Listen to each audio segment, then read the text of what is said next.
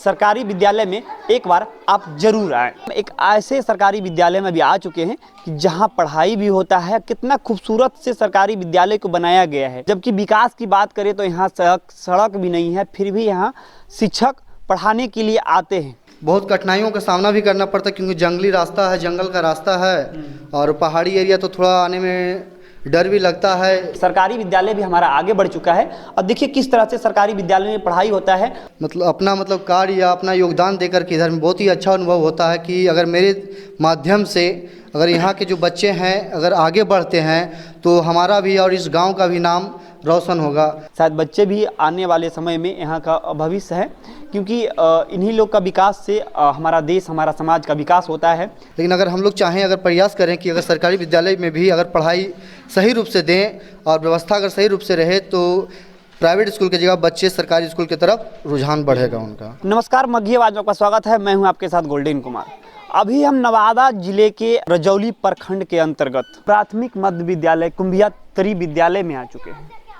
आज विद्यालय का खबर हमने क्यों दिखाने का प्रयास कर रहे हैं, हमेशा का एक सोच रहा है कि सरकारी विद्यालय में पढ़ाई वगैरह नहीं होता है।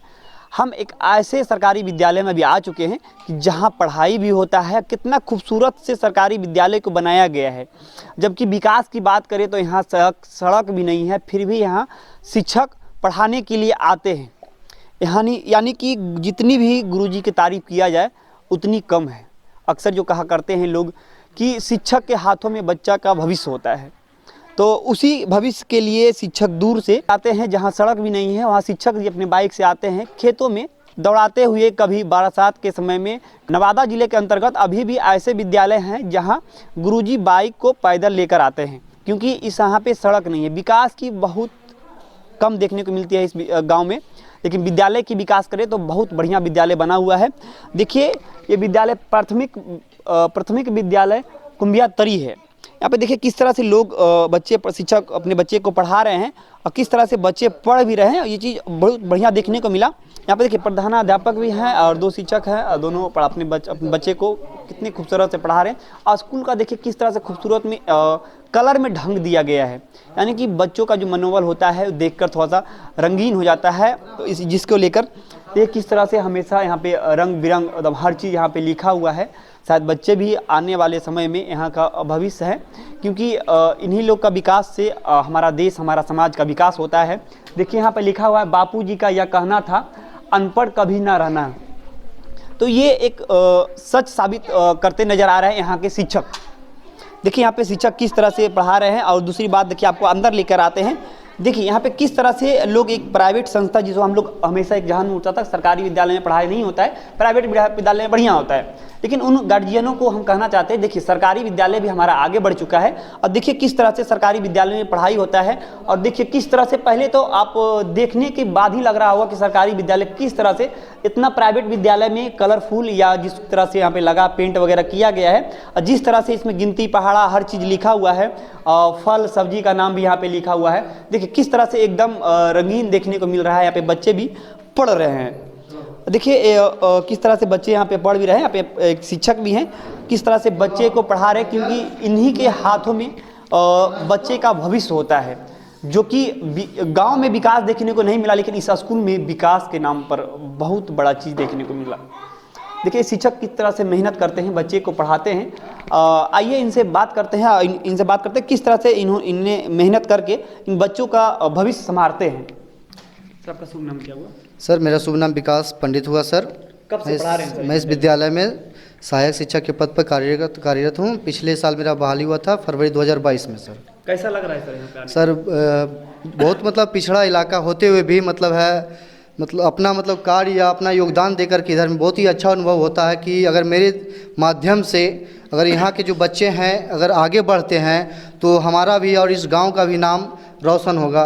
और हम लोग को चाहते हैं कि जैसे हम लोग को जो जिम्मेदारी मिला है सरकार की तरफ से, हम अपनी जिम्मेदारी को पूरी अच्छे से निभा पाएँ और यहाँ के बच्चों को हम आगे बढ़ा पाएँ, ताकि भविष्य में आगे जाकर कुछ आगे अच्छा कर सकें और अपने गांव का नाम, अपने माँ बाप का नाम, अपने शिक्षकों का नाम रोशन कर सकें।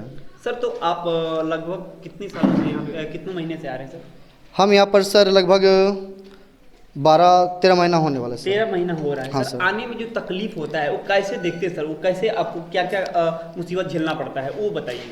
यहाँ पर सर आने के लिए हमारे घर से तो डिस्टेंस जो है बहुत ज़्यादा है सर, और आने में बहुत कठिनाइयों का सामना भी करना पड़ता है क्योंकि जंगली रास्ता है, जंगल का रास्ता है, और पहाड़ी एरिया तो थोड़ा आने में डर भी लगता है गाड़ी वगैरह चलाने में। लेकिन फिर भी हम लोग प्रतिदिन यहाँ विद्यालय में समय पर उपस्थित होते हैं और बच्चों को पढ़ाने का कार्य करते हैं सर। इससे पहले सर ज्वाइनिंग करने से पहले हम 5 साल सर इंग्लिश मीडियम स्कूल में भी पढ़ा चुके हैं सर। जैसे कि जो भी मतलब बच्चों के लिए सर जो पुस्तक वगैरह है, अगर इन लोग के पास नहीं भी होता तो हम लोग भी कोशिश करते हैं कि अपने तरफ से कुछ किताब हो या कॉपी हो या पेंसिल हो या कलम हो हम लोग भी देते हैं, या इसके अलावा जो संस्थाएँ भी हैं वो भी इधर आती हैं तो बच्चों के डिस्ट्रीब्यूट करती है। कि सरकारी विद्यालय के प्रति बच्चे का गार्जियन का एक ऐसा रुझान देखने को मिलता है कि जो नग्न होता है।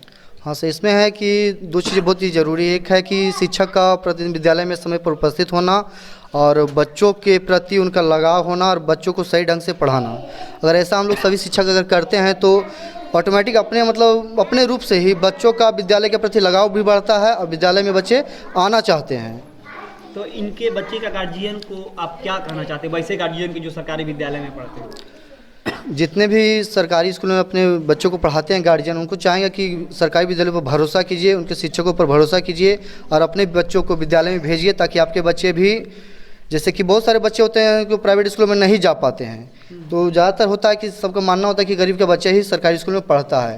लेकिन अगर हम लोग चाहें, अगर प्रयास करें कि अगर सरकारी विद्यालय में भी अगर पढ़ाई सही रूप से दें और व्यवस्था अगर सही रूप से रहे तो प्राइवेट स्कूल की जगह बच्चे सरकारी स्कूल की तरफ रुझान बढ़ेगा उनका और वो आएंगे सरकारी विद्यालय में पढ़ने के लिए। ऐसे गुरुजी की जितनी भी तारीफ किया जाए वो कम है, और ख़ास तौर यहाँ का हेडमास्टर साहब, आइए इनसे ही बात करेंगे। ये कब से यहाँ पे कार्यरत हैं और किस तरह का व्यवस्था यहाँ पे लोगों बच्चे को दे रहे हैं। क्या नाम हुआ सर आपका? जयराम कुमार। आप यहाँ के प्रधान अध्यापक जी। कब से पढ़ा रहे हैं सर? हम 2012 से हैं। 2012 से पढ़ा रहे हैं सर। एक बात बताइए, आप लोग बच्चे को कहाँ से आते हैं? पहले हमारा घर हुआ धमनी। धमनी से आते हैं। यहाँ से रोड कितने दूर पे है सर? यहाँ से रोड 12-15 किलोमीटर है। 15 किलोमीटर दूर है। बीते दिन कुछ दिन पहले बनाया गया है, हाँ, इधर नज़दीक बनाया गया है। हाँ। फिर भी रोड कटा हुआ है। हाँ। तो कैसे आते होंगे सर इतने मुसीबत में? पहले तो रास्ता था नाव के माध्यम था, रोड बनने के बाद मोटरसाइकिल से। मोटरसाइकिल से आते हैं। जब बरसात के समय जब होता होगा तो बाइक वगैरह ला पाते हैं या नहीं आ पाता है? आती है, मुश्किल होता है आने में। कि कैसी परेशानियां से जूझना पड़ता है आप लोगों को? वही नाला शोध होते हुए थोड़ा कचरा लगता है।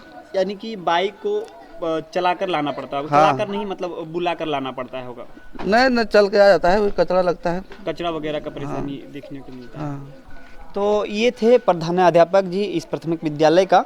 इनका भी कहना था कि लोग का मानसिकता एक होता है गार्जियन का जो सरकारी विद्यालय में नहीं भेजते हैं, लेकिन इनके तौर पे कहना था। लेकिन हालांकि जिस तरह का व्यवस्था यहाँ देखने को मिला, इस पे हम भी एक तरफ से कह सकते हैं कि सरकारी विद्यालय में एक बार आप जरूर आएँ, क्योंकि जिस तरह से इस सरकारी विद्यालय को बनाया गया है, यहाँ का शिक्षक जिस तरह से बच्चे को पढ़ाते हैं, कहीं ना कहीं एक बढ़िया व्यवस्था बिहार सरकार का या नवादा जिला का शिक्षा पदाधिकारी का देखने को मिलता है और व्यवस्था बनाए हैं। इसी तरह का तमाम बड़ी खबरों देखने के लिए बने रहे मगियाबाद के साथ। बहुत बहुत धन्यवाद।